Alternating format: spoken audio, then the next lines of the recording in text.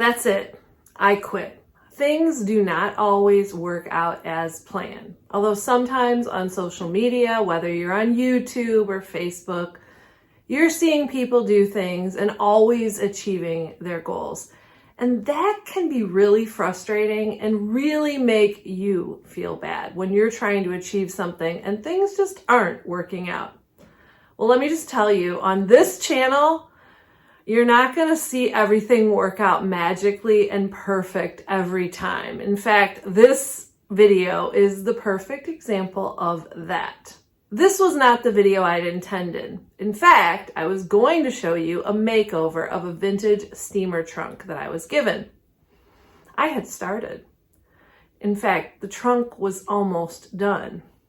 Lots of work, lots of effort, very excited about saving this old piece. And then I had one silly mistake. Behind me is just a huge failure. I love to salvage and repurpose things and save old things and make them pretty again. And sometimes they fight back. And sometimes they fight back so much that it's kind of beyond what I'm able to do. And the trunk behind me is fighting back really hard. You see, before I started the project, I didn't check the bottom of the trunk. And unfortunately, it is completely rusted through. The wood is also rotten and would need to be replaced. So that project is not going to be able to be completed in a timely manner. I'm not just going to flip it over and say, hey, it's all good, and take pretty pictures. I also got a really cool cabinet from an estate sale and thought, well, maybe I could do a makeover video on that. And I began to get to work on it. I thought it was just going to be like polish it up, clean it up, and get it out. As I was working on it, the legs broke and had to be reattached. No problem, I could do that. I could show you how to remove old glue and put new legs on. Unfortunately, the back of the piece also had water damage and had to be removed. So once again, a project getting way bigger than I had planned. While all this was going on, I have to also make a quick mention that the utility company was also digging up most of my front yard to access the gas lines.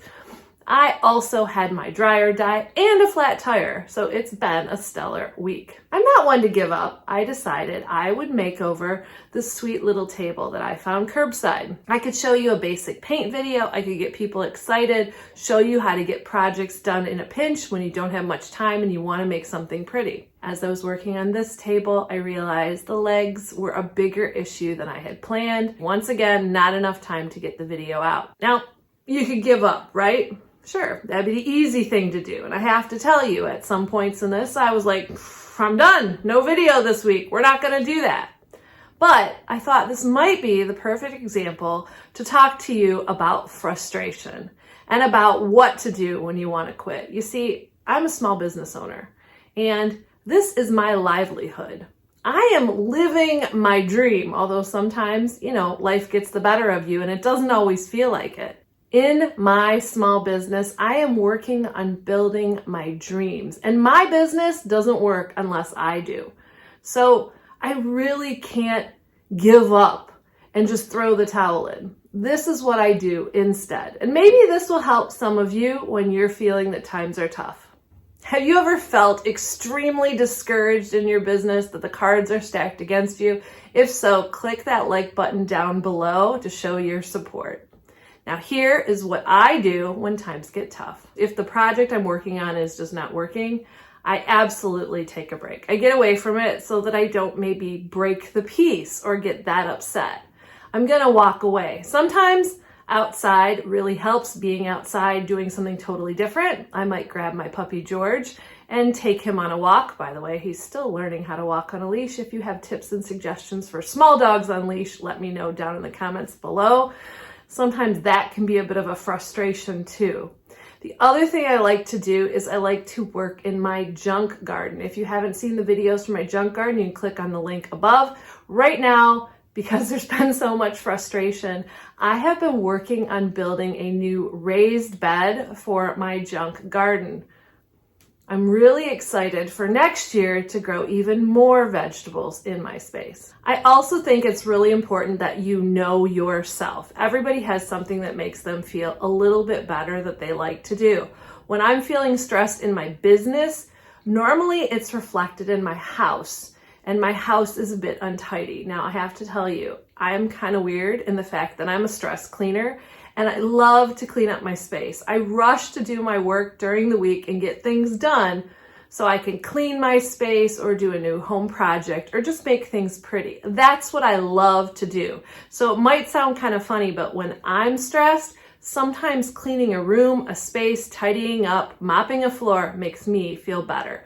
If you have something that makes you feel better, do that. Another thing to probably mention is you should still be working in your business after you've taken that break. I mean, if you are a small business owner, it is up to you to keep working, to keep trying to reach your goals and trying to make the profit. But you don't have to be doing the thing that was driving you crazy. So with me, these projects I'm trying to refinish, it just seemed like the odds were stacked against me. Instead, I'm going to switch gears. I'm going to still do something for my business, but I'm going to reevaluate. Why did I get into this business in the first place?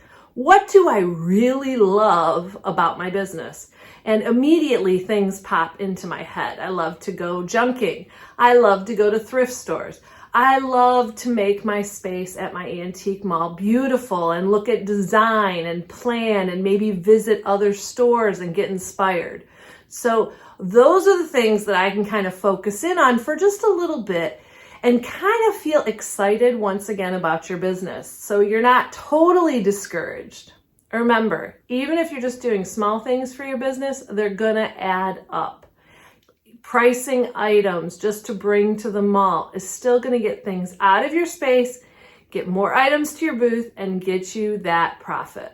Another thing that is really important as a small business owner is remembering why you did this in the first place. You have to know your why and why this business is so important and why you're working so crazy hard to achieve your dreams.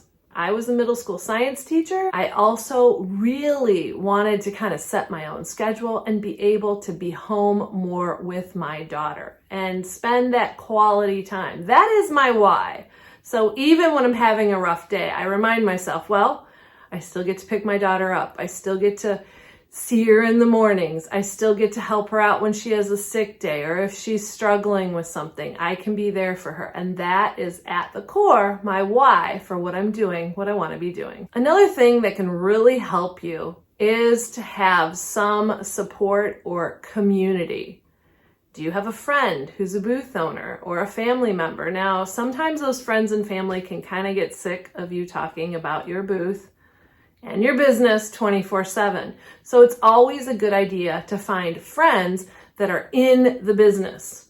And I am so lucky at Plaza Antiques because we have a bunch of fabulous dealers and they all kind of hang out at a table in the antique mall. And so if you just need to kind of go in and reconnect, there's normally someone there that you can chat with and kind of swap similar stories. If you do not have something like this in your antique mall, there are also online groups and communities where you can get support.